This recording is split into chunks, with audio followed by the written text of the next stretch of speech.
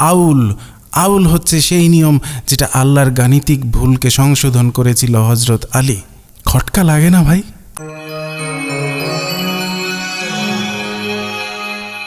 ওয়ারিশগণের মধ্যে একটা সম্পত্তিকে ভাগ করতে করতে আল্লাহ এমন করে ফেলেছিল যে সেটা মাইনাসে চলে যেত। মনে করেন একটা পাউরুটি, সেটা যদি 2 জনের মধ্যে ভাগ করেন অর্ধেক করে ভাগ করে দিবেন, যদি 10 জনের মধ্যে ভাগ করেন 1/10 করে ভাগ করে দিবেন, যত জনের মধ্যে খুশি ভাগ করে দিতে পারবেন, কিন্তু ভাগ করা অংশগুলোর যোগফল 1 হতে হবে। যদি 1 নয় তাহলে সেটা গাণিতিকভাবে ভুল, সেটা বাস্তবসম্মত নয়। আর ঠিক সেই ভুলটাই আছে কোরআনে, আর সেই ভুলটাকে শুদ্ধ করে দিয়েছে কে? একজন মানুষ, হযরত আলী। আপনি যদি 1 টাকা 2 জনের মধ্যে ভাগ করে দেন তাহলে আপনি 50 পয়সা করে 2 জনকে দিতে পারবেন। কিন্তু যদি আপনাকে বলা হয় 1 টাকাকে 2 জনের মধ্যে ভাগ করে দিতে হবে যেন তারা প্রত্যেকেই 75 পয়সা করে পায়, আপনি সেটা পারবেন না, কারণ 75 পয়সা যোগ করলে সেটা 1 টাকার বেশি হয়ে যায়। অথচ আল্লাহ সেই কাজটি করতে বলেছেন কোরআনে। পারবেন কোরআন মান্য করতে? একটা সম্পত্তিকে ওয়ারিসদের মধ্যে এমনভাবে ভাগ করে দিবেন যাতে ভাগ করা অংশের যোগফল 1-এর বেশি হয়? পারবেন? করে দেখান না। কোরআনের একটি অংশকেও নাকি অমান্য করা যাবে না, অথচ কোরআনের এই নিয়মটিকে সেই হযরত আলীর আমল থেকেই মানুষ অমান্য করে আসছে, কারণ অন্য কোনো উপায় নেই। It's mathematics. এই শব্দের মানে এটা, এই শব্দের মানে আসলে এটা, আগে ওটা ছিল, এই ছিল, এইটা বলতে আসলে অন্য কিছু বোঝানো হয়েছে এখানে। এইটা বলতে ওইটা, ওইটা বলতে জঙ্গল, ডাব বলতে নারকেল, নারকেল বলতে পাথর। হাবি ঝাবি এসব বলে ঘুরিয়ে পেঁচিয়ে কোরআনের ভিতর থেকে বিগ ব্যাং থিওরি বের করে ফেলতে পারবেন, কিন্তু ইটস ম্যাথামেটিক্স ম্যান।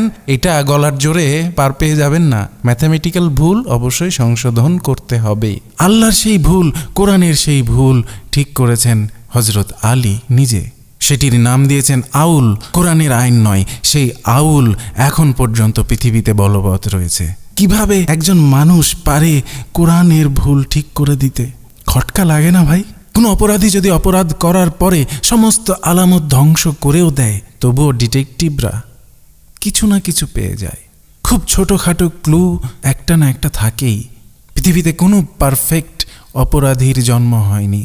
শুধু সূক্ষ্ম দৃষ্টিতে তাকাতে হবে, চোখটা অনেক ছোট করতে হবে, ছোটোখাটো এভিডেন্সের প্রতি নজর দিতে হবে। সেগুলোকে অ্যাভয়েড করলে হবে না। খটকা লাগলে জাস্ট কিছু একটা দিয়ে নিজেকে বুঝিয়ে নিলে হবে না। এটা খুবই একটা ছোটোখাটো বিষয় বলে সেটাকে অ্যাভয়েড করলে চলবে না। কোরআনের এক মাথায় একবার বলা হচ্ছে আল্লাহর 1 দিন সমান পৃথিবীর 1000 দিন, আবার আর এক প্রান্তে বলা হচ্ছে আল্লাহর 1 দিন সমান পৃথিবীর 50,000 দিন। সমস্ত রেফারেন্স আমি স্ক্রিনে দিয়ে দিচ্ছি, সেখানে দেখেন। কোরআনে এমন কিছুই নেই যেটা সেই সময়ের মানুষের পক্ষে জানা সম্ভব ছিল না। যদি সেটা থাকতো তাহলে সেখানে স্পষ্টভাবে লেখা থাকতো যে মোবাইলে কোরআন শরীফ পড়ার আগে ওযু করতে হবে নাকি হবে না, কিংবা উত্তর মেরুতে টানা 6 মাস সমান 1 দিন হলে সেখানে কিভাবে রোজা রাখবে, সেগুলোর স্পষ্ট বিধান সেখানে থাকতো। কিংবা এমন কথা বলাই হতো না যে মাতৃগর্ভে কি আছে সেটা পৃথিবীর কোনো মানুষের পক্ষে জানা সম্ভব না। সন্তান পুত্র হবে নাকি কন্যা হবে সেটা শুধুমাত্র আল্লাহই বলতে পারবে, এছাড়া আর কেউ বলতে পারবে না। অথচ এই যুগে সেটা কতই না একটা সহজ কাজ। জাস্ট 1 2 3 শেষ। গর্ভের সন্তান পুত্র হবে কন্যা হবে এগুলোই শুধু না, কানা খোরা ল্যাংরা সব কিছুই বলে দেওয়া সম্ভব। কোনো জেনেটিক প্রবলেম থাকলেও সেটাও জানা সম্ভব। এখন মুহাম্মদের এতগুলো স্ত্রী দাসী থাকা সত্ত্বেও একটি পুত্র সন্তানের জন্য কতটা লালায়িত ছিল তার প্রমাণ হচ্ছে যে তিনি একটি পালিত পুত্র গ্রহণ করেছিলেন। যখন তিনি পালিত পুত্র গ্রহণ করেছিলেন তখন আল্লাহর কিছুই মনে হয়নি, কিন্তু যখন সেই পালিত পুত্রের স্ত্রীকে মুহাম্মদের মনে লাগে, ভালো লেগে যায়, তাকে বিয়ে করতে চায়, তখনই আল্লাহ পালিত পুত্র নেওয়াকে হারাম ঘোষণা করে দিলেন। সামান্য 22 বছরের মধ্যেই আল্লাহ অসংখ্য ডিসিশন চেঞ্জ করেছেন। কোরআনের এক মাথায় বলেছেন পৃথিবীর 1 দিন সমান আল্লাহর 1000 বছর, আবার আর এক মাথায় বলেছেন পৃথিবীর 1 দিন সমান আল্লাহর 50,000 বছর। পৃথিবী ধ্বংস না হওয়া পর্যন্ত যা কিছুই ঘটুক না কেন তার সমস্ত কিছুর সমাধান পাওয়া যাবে একটি মাত্র বইয়ে। তিনি আর কোনো বই লিখবেন না, সব কিছুর সমাধান কোরআনে তিনি দিয়ে দিয়েছেন। অথচ মুহাম্মদের জীবনের 22 বছরে কখন কি ঘটবে সেটা কি তিনি আগে থেকে জানতেন না? তাহলে তিনি মুহাম্মদের জীবনের 22 বছরে কখন কি ঘটনা ঘটবে সেটা ঘটার জন্য অপেক্ষা করবেন কেন? পুরো কোরআনকে একবারে তিনি কেন নাজিল করলেন না? মুহাম্মদের জীবনে আসা এক এক ঘটনার পরিপ্রেক্ষিতে এক একটা আয়াত নাজিল করলেন, যখন যেটা দরকার, যখন যেটা মুহাম্মদের দরকার ঠিক সেই অনুযায়ী আয়াত নাজিল করলেন। আমরা ঠিক যেভাবে ফেসবুকে স্ট্যাটাস দিই, যখন যে ঘটনা ঘটে সেই ঘটনার পরিপ্রেক্ষিতে আমরা আমাদের মতামত দিই। আমাকে যদি বলা হয় যে আগামী 10 বছরে আমি কি কি স্ট্যাটাস দিব এখনই লিখে দিতে, আমি তো লিখতে পারবো না।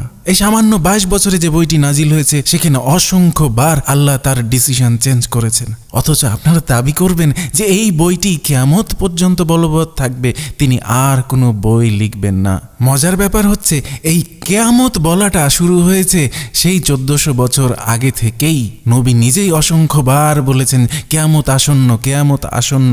কিয়ামতের ভয় দেখানো একটা ইসলামী ট্রেডিশন, অথচ কিয়ামত তখনও আসেনি, এখনও আসেনি। আগামী 5 বিলিয়ন বছরেও কিয়ামত হবে না, অন্তত ইসলামে যেভাবে কিয়ামতের বর্ণনা দেওয়া হয়েছে। এই সৌরজগৎ ধ্বংস হচ্ছে না। ইভেন অ্যান্ড্রোমিডার সাথে যদি আমাদের মিল্কি ওয়ের সংঘর্ষ হয় তারপরেও পৃথিবী টিকে থাকবে। তবে মানব সমাজ ধ্বংস হতে পারে এই সব ধার্মিকদের জন্য, যারা অযথা বিনা কারণে, অদৃশ্য কারণে মানুষকে ভাগাভাগি করে ফেলে, মানুষের মধ্যে বিভেদ তৈরি করে। এমনকি তারা নিজেদের শরীরের অংশ কেটে ফেলে অন্যদের থেকে নিজেকে আলাদা করার চেষ্টা করে, ঠিক যেভাবে ইহুদি এবং মুসলমানেরা সার্কামসাইজড করে, পুংলিঙ্গ কর্তন করে তারা নিজেদেরকে আলাদা করে অন্যদের থেকে। একে অন্যের সাথে মরণ খেলায় লিপ্ত হয়, যার আদৌ কোনো দরকারও ছিল না, যার আদৌ কোনো ভিত্তি নেই। মুহাম্মদ যখন মৃত্যুশয্যায় ছিল তখন সে একটা কলম চেয়েছিল, তিনি একটা কিছু লিখতে চেয়েছিলেন, কিন্তু তার সাহাবীরা বলেছিলেন যে মুহাম্মদ এখন ভুল বকছে, সে পাগল হয়ে গেছে, তাকে একটি কলমও দেননি লিখতে। তার সময়কালের মানুষরা মুহাম্মদকে এই দৃষ্টিতে দেখত, অথচ তার মৃত্যুর পরে তার গল্প বানিয়ে তার উপর অলৌকিকতা আরোপ করে তাকে বাড়িয়ে বিকৃত করে তাকে নিয়ে রীতিমতো সবাই ব্যবসা শুরু করেছে। মুহাম্মদের নাম ব্যবহার করে যে যার মতো নিজের আখের গুটিয়ে নিয়েছে, আর তৈরি হয়েছে অসংখ্য ডালপালা যার কোনো শিকড়ই নেই। ঠিক যেভাবে গোপাল ভাঁড়কে নিয়ে অসংখ্য বই লেখা হয়েছে, অসংখ্য টিভি সিরিয়াল, এটা সেটা অনেক কিছু হয়েছে, কিন্তু দেখা যাবে সেই সব গল্পের সাথে ঐতিহাসিক গোপাল ভাঁড়ের কোনো সম্পর্কই ছিল না। সে কখনোই সেই গল্পগুলো বলেনি, লিখেনি বা তার জীবনে ঘটেনি। গোপাল ভাঁড়কে নিয়ে গল্পগুলো যারা বানায় তারা নিজেদের স্বার্থে বানায়। ঠিক সেরকমই আসল মুহাম্মদকে তাদের দরকার ছিল না, দরকার ছিল শুধু মুহাম্মদের ইমেজ। সে কারণেই মুহাম্মদের মৃত্যুশয্যায় শুধুমাত্র তার একমাত্র ঔরসজাত কন্যা ফাতিমা এবং তার স্বামী আলী ছাড়া আর কেউ ছিল না। একদিকে মুহাম্মদ মৃত্যুশয্যায়, বাকি তার সমস্ত প্রিয় সাহাবীগণ ছিল ক্ষমতার দ্বন্দ্বে ব্যস্ত। কারণ আসল মুহাম্মদকে তাদের দরকার ছিল না, শুধু দরকার ছিল মুহাম্মদের ইমেজটুকু, যেটা নিয়ে তারা নিজেদের স্বার্থ উদ্ধার করতে পারবে, নিজেরা অর্থকরী প্রতিপত্তির মালিক হবে। কোনো সর্বজ্ঞানীর সাথে যদি মুহাম্মদের বিন্দুমাত্র কোনো সম্পর্ক থাকতো, তাহলে সেই সর্বজ্ঞানী তাকে অবশ্যই জানিয়ে দিত যে একটা সময় এসে 6 বছর বয়সের একটি শিশুর সাথে বিয়ে করা এবং 9 বছর বয়সে তার সাথে সেক্স করাকে চরম অনৈতিক কাজ হিসেবে চিন্তা করা হবে।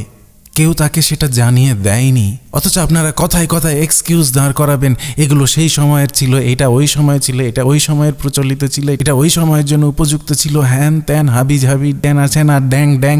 অথচ আপনারাই দাবি করবেন ইসলাম কিয়ামত পর্যন্ত বলবৎ থাকবে। নবী মুহাম্মদের জীবন পৃথিবীর প্রতিটি মানুষের জন্য, সর্বকালের সকল মানুষের জন্য উত্তম আদর্শ এবং তাকে ফলো করা উচিত।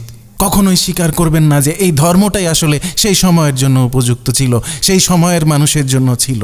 পৃথিবী এখন এগোচ্ছে, দুর্বার গতিতে এগোচ্ছে। মানুষ খুব শীঘ্রই পাড়ি জমাবে মঙ্গল গ্রহে, সেখানে বসতি করবে। আপনি যদি মনে করেন যে আজ থেকে 100 বছর, 200 বছর কিংবা 500 বছর পরেও মানুষ কোনো এক কালের কোনো এক মরুর রাখালের পৃথিবীর বাদশাহ হওয়ার স্বপ্নে, গল্প কাহিনী কেচ্ছায় মশগুল হয়ে পৃথিবী পড়ে থাকবে, তাহলে আপনি বোকার স্বর্গে বাস করছেন। অনেকেই শুধুমাত্র নৈতিকতা টিকিয়ে রাখার জন্যই ধর্মকে বহাল রাখতে মতামত দেন। নৈতিকতার ভিত্তি যদি এরকম ডাহা মিথ্যা হয়, তবে সেই নৈতিকতার মান যে কতটা উন্নত হবে সেটা বোঝাই যায়। পৃথিবীর সবচেয়ে দুর্বল নৈতিকতা সম্পন্ন মানুষগুলোর বসবাস মুসলিম অধ্যুষিত দেশগুলোতেই। গোটা পৃথিবীতে মুসলিম সমাজ সে কারণেই পশ্চাৎপদ, সেই কারণেই তাদের নৈতিকতার অবক্ষয়। তারা পরকালের লোভে এই পৃথিবীকে অবলীলায় নরক বানিয়ে ফেলতে পারে। এইসব নৈতিকতার অজুহাত দেখিয়ে অনেকে নিজে বিশ্বাস নিজে পালন না করলেও কৃষক শ্রমিক ছোট পর্যায়ের মানুষগুলোকে পালন করতে উদ্বুদ্ধ করেন অনেকে। আসলে কৃষক শ্রমিক এরা ছোট নয়, তাদের নৈতিকতার মান যারা এসব বড়ভাবে এলিটদের থেকে অনেক বেশি ভালো।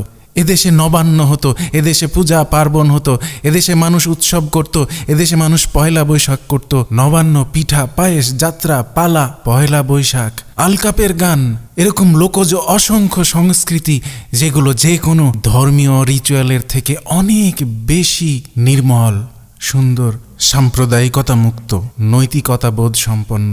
এগুলো প্রকৃতি থেকে উঠে এসেছে। ধর্ম না থাকলে তারা নৈতিকতা শূন্য হয়ে যাবে না, বরং ধর্ম তাদের কাছ থেকে নৈতিকতার বোধটাকে কেড়ে নিয়েছে। একটা উদ্ভট মিথ্যা নৈতিকতা বোধ তাদের ওপর চাপিয়ে দিয়েছে, যার কারণে তারা হিন্দু হয়েছে, মুসলমান হয়েছে, ভাগাভাগি করেছে, মারামারি করেছে, যুদ্ধ করেছে, দেশ ভাগ করেছে। তারা মনুষ্যত্ব থেকে অনেক দূরে সরে গিয়েছে। তাদের সেই মনুষ্যত্ব এখনো হঠাৎ হঠাৎ জেগে ওঠে, তাদের ভিতর থেকে বের হয়ে আসে। এই সব কৃষক, শ্রমিক, মজুর, ছোটখাটো মানুষ যাদেরকে বলা হয়, অশিক্ষিত মানুষ বলা হয় যাদেরকে, তারা যে নৈতিকতাটা ধারণ করে, এইসব ভণ্ড মানুষের মধ্যেও সেই নৈতিকতার ছিটে ফোটাও নেই। যারা নিজেরা ধর্ম পালন করে না, যারা নিজেরা ভালো করে জানে ধর্ম হচ্ছে সব মিথ্যা কথা দিয়ে বলা গাল গল্প, অথচ তারা চায় যে অন্যরা যেন সেটা পালন করে। সুতরাং তাদেরকে নিয়ে চিন্তা করা বাদ দেন। দয়া করে একটি অসত্যকে প্রতিষ্ঠা করার এরকম ভণ্ডামি থেকে দূরে সরে আসেন। এরকমই কিছু ভণ্ড, বিশিষ্ট কিছু সুবিধাভোগী লোক সাধারণ মানুষগুলোর মাথায় কাঁঠাল ভেঙে খাওয়ার জন্য আজও ধর্ম টিকিয়ে রেখেছে। ধর্ম সাধারণ মানুষগুলোকে নিয়ন্ত্রণ করার একটি উপায় মাত্র।